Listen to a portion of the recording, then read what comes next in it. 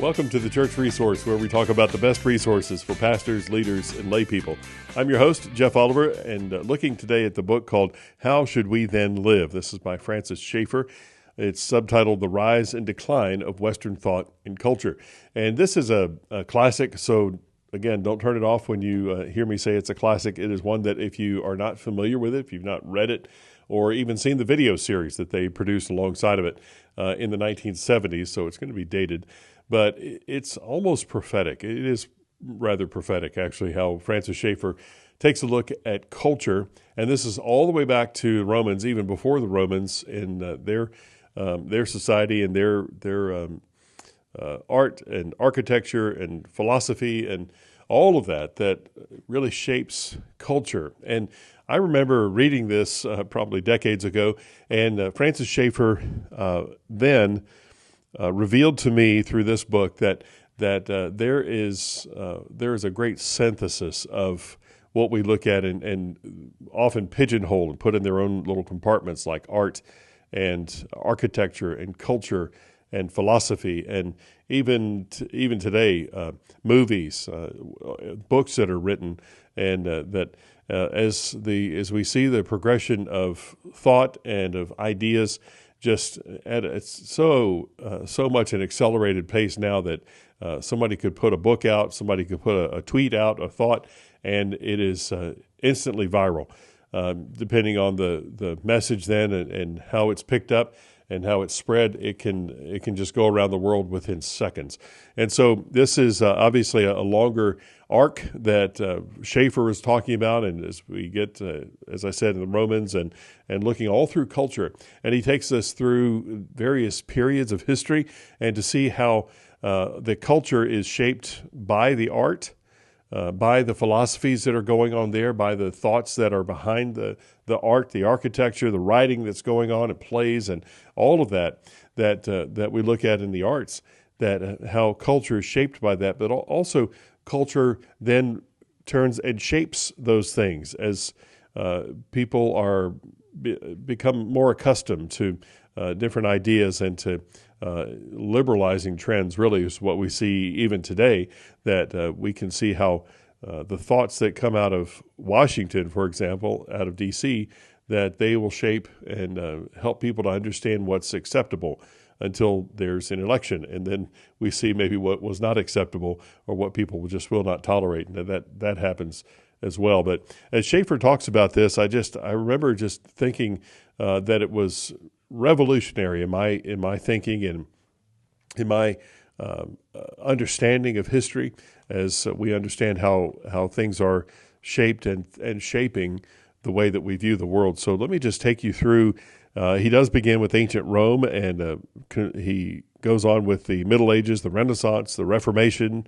2 chapters on the Reformation, by the way, just such a landmark in not only church history, but in world history as well. He goes through the Enlightenment, very important part of the book here as he gets into what was called the Enlightenment. It was really in many ways leaving behind what people believed in terms of their Christian faith and embracing what would come next, which is, he calls that chapter The Rise of Modern Science, and then the breakdown in philosophy and science. So many ways that Schaeffer traces thought here.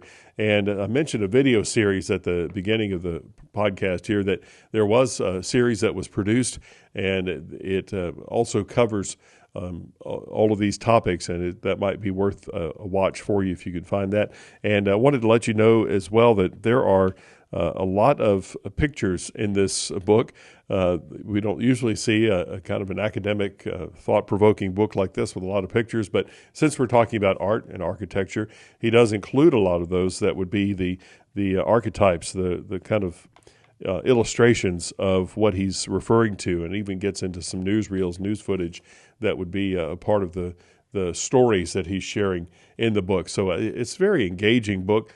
I highly, you can probably tell, highly recommend this, and I think it's something that will help you to understand how to see the world. It will help you in terms of your history in knowing how thought has developed and you might say progressed, you might say regressed over the years, and as society has gotten further and further away from Christian thought, from that being the kind of foundation and underpinning of what we believe, and letting other influences come in and let those really, to this point, and Schaeffer was writing up to only the 1970s, and he spoke after that, of course, but really that we see just a complete reversal of that idea, that where at one point the Judeo-Christian idea and philosophy and just system of thought was dominant, now it is certainly in minority as we think about the way that people view the world and people understand in their worldview. I have one quotation from the book here that actually Frankie Schaeffer, Francis Schaeffer's son, who ended up, I believe, falling away from the faith, but he was instrumental in encouraging his father to even write this book in the first place, but then comes to his father and says, I think we can do an engaging video series on this. And he was a huge part of that video series. But one thing that he said is that in terms of humanism, Frankie Schaeffer says humanism has changed the 23rd Psalm. Very familiar passage to us now, but he says that it began, in other words, humanists began with, instead of the Lord is my shepherd, humanists said, I am my shepherd. And then they said, sheep are my shepherd. And then they would have said, everything is my shepherd. And finally, and now we see the final quote is, nothing is my shepherd. So you see that decline of thought and really pulling away from the truth of the biblical text. I thought that was just a good way to encapsulate what's going on here. And wanted to let you know too, just a paragraph out of the book that will help to explain how we see things and how really all the way back to the Roman Empire, how that affects and really informs how we look at culture and our current events today. He says that Edward Gibbon, who of course wrote The Decline and Fall of the Roman Empire, said that the following 5 attributes marked Rome at its end. First, there was a mounting love of show and luxury, that is, affluence, and also second, a widening gap between the very rich and the very poor. Third, an obsession with sex. Fourth, freakishness in the arts masquerading as originality and enthusiasms pretending to be creativity.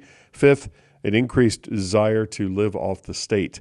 And so he says, it all sounds so familiar.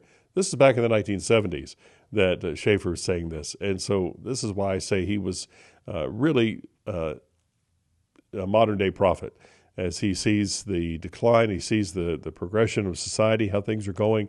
And really, I think Schaeffer had a unique way to see into that, just had insight into what, following this thought with the logical conclusions of what we're dealing with, what that would lead to, what society would become if we're not kind of arrested in that, if we don't put some brakes on what's going on in the decline of our society and our world. So I appreciate his perspective, and it is even though that is decades old, he speaks with such clarity and he just writes so well. I think it's worth taking a look at, that you would be able to fly through this book. It's over 250 pages, and I think it's actually, for me, a quick read, but one of those that you could take a long time with as you study and do some cross-referencing and look through and just really try to take in what Schaeffer's saying. So I have really found a lot of Schaeffer's work to be